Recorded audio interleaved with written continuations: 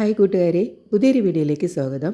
തേങ്ങ കൊണ്ട് വളരെ പെട്ടെന്ന് ഒരു 5 മിനിറ്റ് കൊണ്ട് ഉണ്ടാക്കാൻ പറ്റുന്ന ഒരു സ്വീറ്റിൻ്റെ റെസിപ്പിയാണ് പറയുന്നത് കേട്ടോ. അപ്പം ഇത് ഡെസിക്കേറ്റ് കോക്കനട്ട് ചെയ്യാം, അല്ലെങ്കിൽ ഫ്രഷ് ആയിട്ടുള്ള തേങ്ങയിൽ നമുക്കിത് ചെയ്യാൻ പറ്റും. അപ്പോൾ വേഗം തന്നെ നമുക്ക് വീഡിയോയിലേക്ക് കിടക്കാം. ഇതിന് വേണ്ട ഇൻഗ്രീഡിയൻസ് എന്തൊക്കെയാണെന്ന് നോക്കാം. ഇതിനായിട്ട് 1 കപ്പ് ഡെസിക്കേറ്റഡ് കോക്കനട്ടാണ് എടുത്തിരിക്കുന്നത്. അപ്പോൾ ഇതിൻ്റെ ഷോർട്ട്സ് ഞാൻ ഇട്ടിട്ടുണ്ട് ഇതെങ്ങനെയാണ് ഉണ്ടാക്കുന്നതെന്ന്. പിന്നെ ഒരു 1/4 കപ്പ് പഞ്ചസാര, 1/4 കപ്പ് പാല്, കുറച്ച് ഏലക്കപ്പൊടി ആവശ്യമുണ്ട്, പിന്നെ നെയ്യ്, ഇത്രയാണ് ആവശ്യം. ഇനി ഒരു പാനിലേക്ക് നമുക്ക് ഈ ഡെസിക്കേറ്റഡ് കോക്കനട്ട് ചേർക്കാം. അതിപ്പോൾ ഇല്ലെങ്കിൽ ഫ്രഷ് ആയിട്ടുള്ള തേങ്ങയായാലും മതി. ഞാനിപ്പോൾ ഡെസിക്കേറ്റഡ് കോക്കനട്ടാണ് എടുത്തിരിക്കുന്നത്. ഇത് നന്നായിട്ടൊന്ന് വറുത്തെടുക്കാം. അല്പം മൂത്ത മണം വരുമ്പോഴത്തേക്കും നമുക്ക് എടുത്ത് വെച്ചിരിക്കുന്ന പഞ്ചസാര ഒന്ന് ചേർക്കാമേ.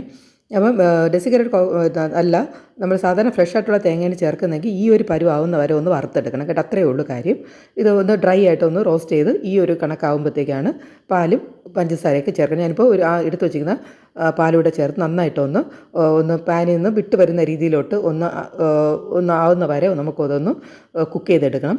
അപ്പോൾ ഈ പാലൊക്കെ ഒന്ന് വറ്റി വരുമ്പോഴത്തേക്ക് 1/4 കപ്പ് പാല് മതി കേട്ടോ, വളരെ കുറച്ച് മതി. പഞ്ചസാര അത് തന്നെ മതി, നമുക്ക് നല്ലൊരു മധുരം തന്നെ ഇതിൽ കിട്ടും. 1/4 കപ്പ് തന്നെ മതി. അപ്പോൾ ഇതിൽ നിന്ന് ഏകദേശം ഇങ്ങനെ വിട്ട് വരുന്ന ഒരു സ്റ്റേജിലോട്ട് എത്തുമ്പോഴത്തേക്ക് നമുക്ക് അല്പം നെയ്യ് കൂടെ ചേർക്കാം. ആകെ 1 ടീസ്പൂണോ 2 ടീസ്പൂണോ നെയ്യ് മാത്രമേ ആവശ്യമുള്ളൂ. ഇതിവിടെ ചേർത്ത് നന്നായിട്ടൊന്ന് മിക്സ് ചെയ്ത് വെള്ളം ഒന്ന് വറ്റിച്ചെടുക്കാം. ആ പാലിൻ്റെ വെള്ളം ഒന്ന് വറ്റിച്ചെടുക്കാം. ഇത്രയേ ഉള്ളൂ, കഴിഞ്ഞു കേട്ടോ. ഇതാണ് നമ്മുടെ വളരെ എളുപ്പത്തിൽ ഒന്ന് പെട്ടെന്നൊരു മധുരം കഴിക്കണമെന്ന് തോന്നുകയാണെങ്കിൽ നമുക്ക് ഉണ്ടാക്കിയെടുക്കാവുന്ന ഒരു കാര്യമാണ്. ഇത്തിരി തേങ്ങ മാത്രം വീട്ടിൽ ഉണ്ടായിരുന്നാൽ മതി, ഇത്തിരി പഞ്ചസാരയും മാത്രം മതി. ഇതായിരിപ്പോൾ ഏകദേശം ഒന്ന് ആയിട്ടുണ്ട്.